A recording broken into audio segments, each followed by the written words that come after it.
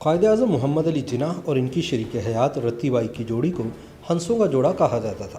اگرچہ جناح اپنی سیاسی جدوجہد کے دوران اپنی محبوب بیوی کو اس قدر توجہ نہ دے سکے، لیکن ان کی موت پر جناح سب کے سامنے کھل کر روئے۔ قائد اعظم محمد علی جناح برصغیر کے نامور وکیل اور سیاسی رہنما تھے۔ محمد علی جناح سن 1913 سے 14 اگست سن 1947 تک آل انڈیا مسلم لیگ کے سربراہ اور قیام پاکستان کے بعد اپنی وفات تک ملک کے پہلے گورنر جنرل رہے۔ سرکاری طور پر پاکستان میں انہیں قائد اعظم یعنی سب سے عظیم راہبر اور بابا قوم یعنی قوم کا باپ بھی کہا جاتا ہے۔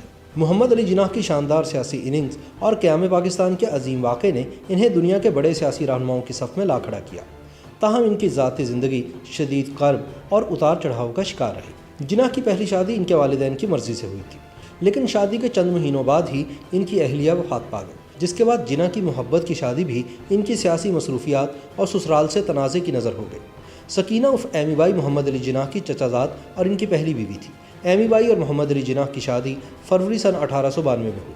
اس وقت ایمی کی عمر صرف 14 برس جبکہ جناح کی عمر 16 سال تھی۔ یہ شادی انتہائی سادگی سے انجام پائی۔ پہلے نکاح پڑھایا گیا اور پھر عام رسومات میں رخصتی ہوئی۔ بعض حلقوں کا ماننا ہے کہ جناح کے والدین نے صرف اس ڈر سے اپنے بیٹے کو کم عمری میں بیاہ دیا تھا کہ کہیں پردیس جا کر وہ کسی گوری کو دل نہ دے بیٹھے۔ بہرحال شادی کے چند مہینوں بعد نومبر سن 1982 میں جناح اعلیٰ تعلیم کی غرض سے برطانیہ منتقل ہو گئے۔ جن دنوں جناح قانون کی تعلیم کے لیے برطانیہ میں مقیم تھے، کراچی میں کرونا ٹائپ کی ایک متعدی وبا پھیل گئی، جس کی زد میں آ کر جناح کی نوعمر دلہن ایمی بائی اور والدہ شیریں عرف مٹھی بائی انتقال کر گئی۔ ایمی بائی سے جناح کی کوئی اولاد نہ تھی۔ یہ شاید ایمی بائی کی موت کا صدمہ ہی تھا کہ محمد علی جناح 25 برس تک دوبارہ شادی کرنے پر مائل نہ ہوئے۔ جب محمد علی جناح برطانیہ سے قانون کی تعلیم حاصل کرنے کے بعد ممبئی واپس آئے تو ملک کے بڑے اور نامور وکیلوں میں شمار ہونے لگے۔ ان کے کلائنٹس میں صاحب ثروت، سیاسی زوما اور ملک کے بڑے کاروباری لوگ بھی شامل تھے۔ سن 1916 میں ہندوستان کی معروف پارسی شخصیت سر ڈنشا پٹیٹ، جو کہ جناح کے کلائنٹ اور قریبی دوست بھی تھے، انہیں دارجلنگ میں اپنے ہاں گرمیوں کی چھٹیاں گزارنے کے لیے مدعو کیا۔ ڈنشا پٹیٹ ڈنشا مانگچی پٹیٹ کے بیٹے تھے، جنہوں نے برصغیر میں پہلی کاٹن ملز کی بنیاد رکھی تھی۔ پٹیٹ خاندان کپڑے کی صنعت میں بہت بڑا نام تھا اور ان کا شمار ممبئی کے امیر ترین گھرانوں میں ہوتا تھا۔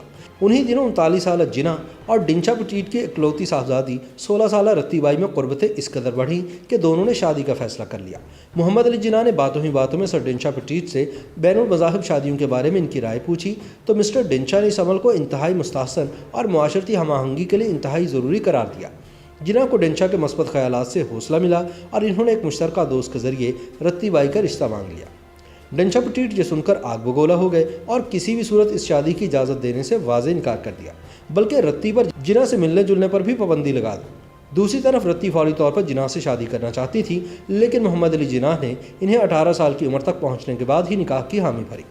بہرحال رتی کی 18ویں سالگرہ کے 2 ماہ بعد ایک مختصر تقریب میں دونوں کی شادی ہو گئی۔ اس شادی سے قبل رتن بائی نے اسلام قبول کیا اور اس کا نام تبدیل کر کے مریم جناح رکھا گیا۔ تاہم شادی کے بعد بھی انہوں نے خود کو رتی یا رتن ہی کہلوایا۔ اس شادی کے وقت محمد علی جناح کی عمر تقریباً 41 برس جبکہ رتی صرف 18 برس کی تھی۔ اگرچہ رتی کے پارسی والدین اس شادی سے قطعاً خوش نہ تھے، تاہم جناح اور رتی کی جوڑی کو ہنسوں کا جوڑا کہا جاتا تھا۔ رتی اپنے شوہر کو مسٹر جے کہہ کر پکارتی تھی۔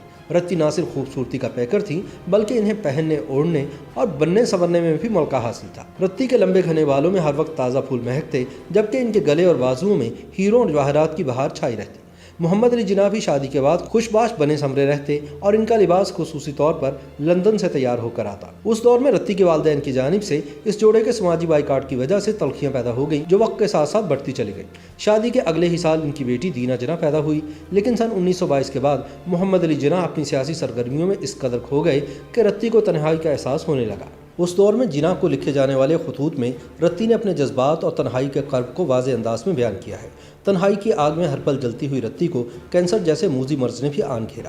وہ علاج کے لیے بھی تنہا فرانس گئیں اور بالآخر 20 فروری سن 1929 کو اپنی 29ویں سالگرہ کے دن انتقال کر گئے۔ تاریخ کے اوراق گواہ ہیں کہ اپنی محبوب بیوی کی موت پر جناح سب کے سامنے کھل کر روئے۔ دوسری بار جناح کو اس وقت انتہائی غمگین اور نمناک آنکھوں کے ساتھ دیکھا گیا جب قیام پاکستان کے بعد وہ آخری مرتبہ رتی کی قبر پر گئے۔